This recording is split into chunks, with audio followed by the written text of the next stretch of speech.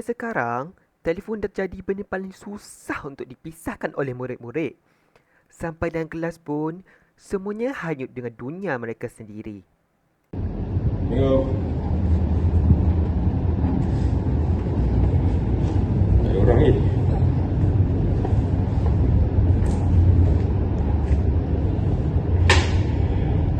Apa ni? Assalamualaikum, bukannya.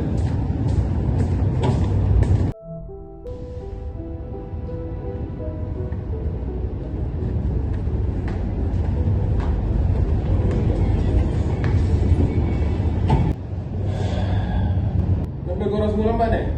Tak anggap? Kenapa lambat? Saya tertidur pagi tadi. Okay, kelas. Lepas ni saya tak nak buat lawak Ni last warning untuk saya. Okay, buka chapter 4.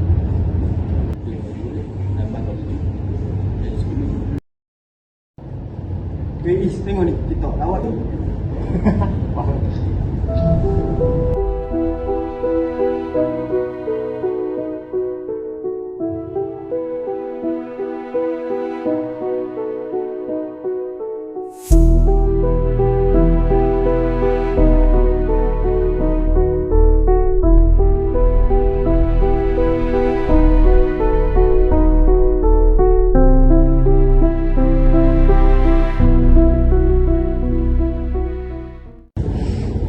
Yang belakang tu oleh Afon. Saya nak mengajar amaran terakhir ni. Orang yang lain kacau. Kicau lah. Cik dah sikit. Exam lagi 4 minggu kot. Sempat lagi. Saya study sikit. Sekejap lah. Oi, kau semua ni jangan kau ajar dengan saya. Tolong hormat saya. Maknanya awak atas ni tak mau belajar. Bukan jadi hamba kat telefon awak tu. Apa, nanti kami steam study. Kalau itu pilihan awak tak apalah. Tapi fikirlah tentang masa depan awak semua. Korang semua dah melampau. Betul lah apa lecturer cakap. Aku rasa korang semua dah melampau.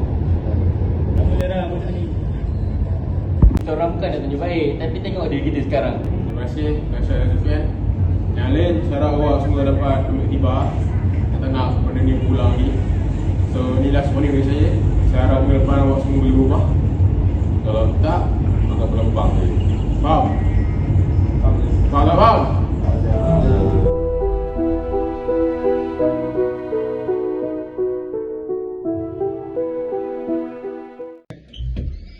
Okay guys, jom sukan.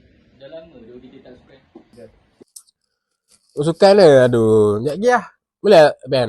Aku tengah main game sekejap. Nanti kau datang lah. Kau gerak dulu, tak apa. Gerak dulu. Bersukan. Aku rasa aku tak good. Aku pun dah lah gemuk. Aku tengah push rank by the way. Nak join? Hai, korang ni aku ajak bersukan je pun. Bukan buat benda berdosa pun. Patutlah korang macam ni. Gemuk. Muda-muda dah gaut. Apalah nak jadi. Nanti dia masuk. Oh, result aku lah. Tak result apa. Fail? Masa boleh fail ni? I trust dia last minute.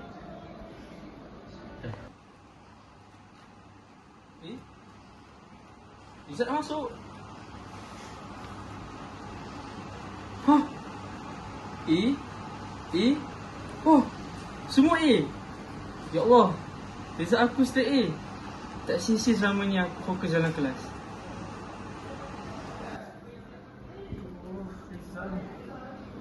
Kasha, kau dah check result kita punya?